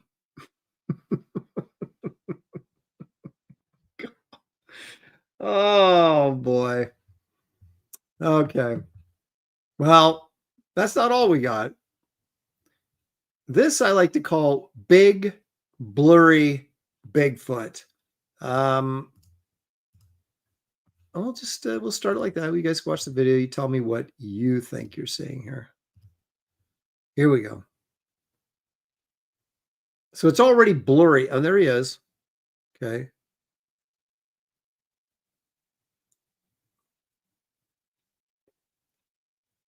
The only thing I kind of like about this is that swinging arm kind of thing.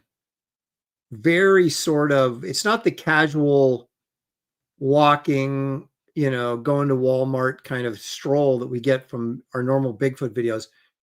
This guy's got he's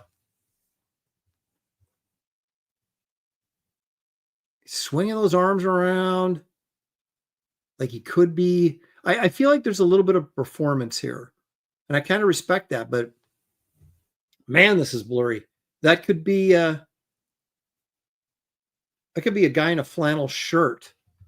I don't know why he's looking up there, but so in terms of being able to articulate anything visually, no. But the movement, I think, is okay. Kind of digging it, actually.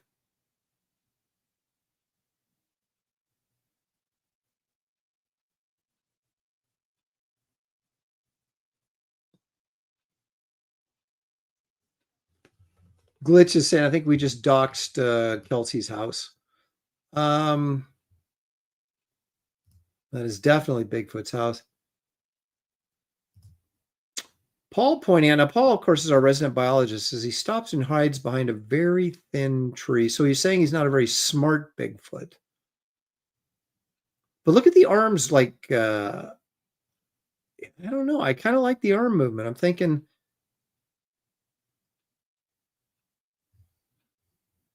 it's not the same old, stroll through the woods Bigfoot photos. He seems confused. I like that. He's confused. Like perhaps a Bigfoot might be.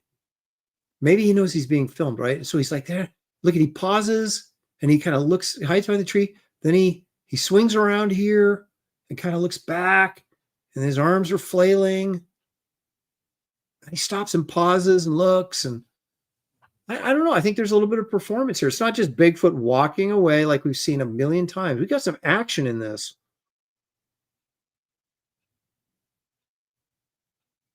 If that was just even slightly clearer, I might like it a little bit more. I don't know how big he is. He looks kind of like more like skinny Littlefoot.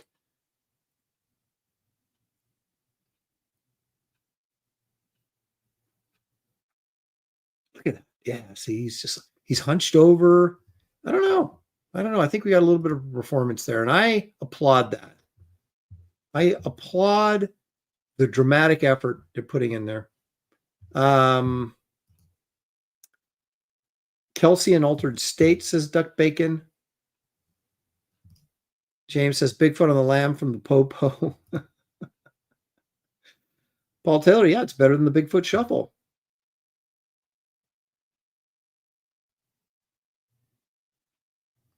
Okay. What do you think about this?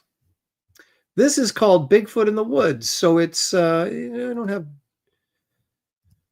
too much of a clever name for this one, just kind of calling it what it is. Here we go.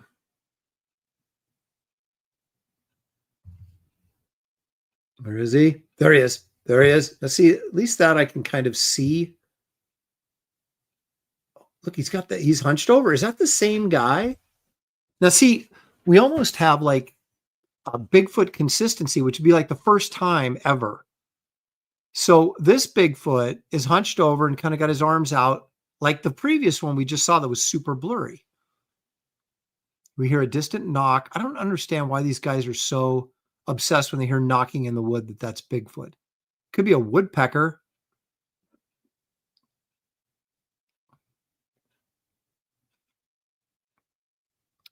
Now, of course, I have no idea where this is filmed at, or allegedly filmed at.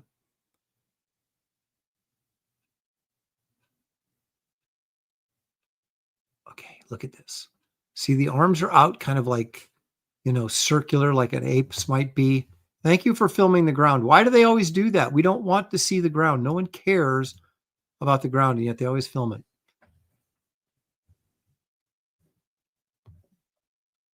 So he's hunched over. He's got his arms kind of swinging. There's a little bit of a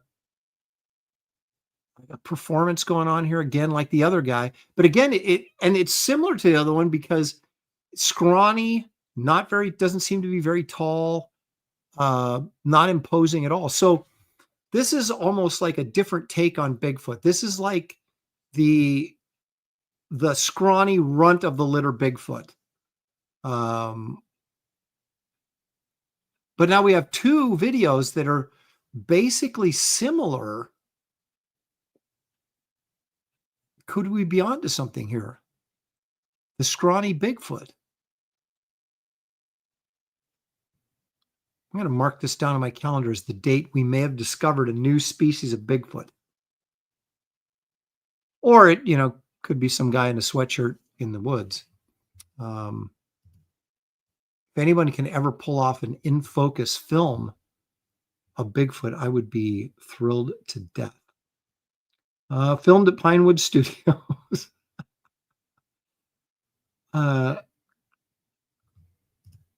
Glitch says, oof, imagine hiding your whole life in the woods just for Aaron to come along and call you short. Well, it's true. If they've always been in the woods, they probably wouldn't know if they're short or not. What's their frame of reference except other Bigfoots, right? So he wouldn't know if he's a tall Bigfoot or a short Bigfoot, a fat Bigfoot. If he saw the guy outside that one house, now that's a fat Bigfoot. Now he would know, he'd be going, okay, that guy's a next level Bigfoot. I'm a scrawny Bigfoot. But if you didn't, if all the other Bigfoots were scrawny, maybe, or, what's your frame of reference? I don't know.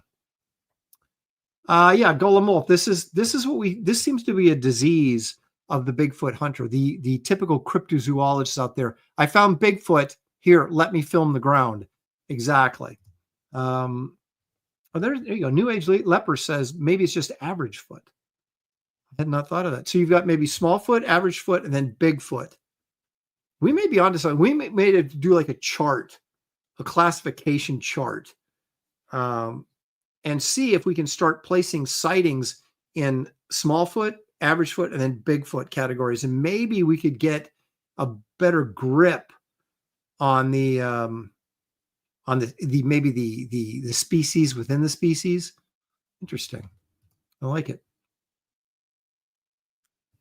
Well, guys, that's all I've got for you. So if you've been resisting the urge to go watch Ethan's Trash Cast, you don't have to resist any longer. You can go do it. I appreciate all you guys joining me. I thank you for the super chats we got there. Stealth, Leg Kick, and Paul Taylor. Appreciate you guys very much. And everybody else who's just here for the good times. Brian Suddenly Old says, I sent you a totally real and in focus Bigfoot AI video. You shouldn't have said it was AI because now it's no longer real, is it? But anyway, guys, thank you. Remember to go to my website. You're looking for Christmas presents. I know it's not Black Friday yet, but lots of books, art, prints, sketches, back issues, all on aaronlopresti.com. Check it out there.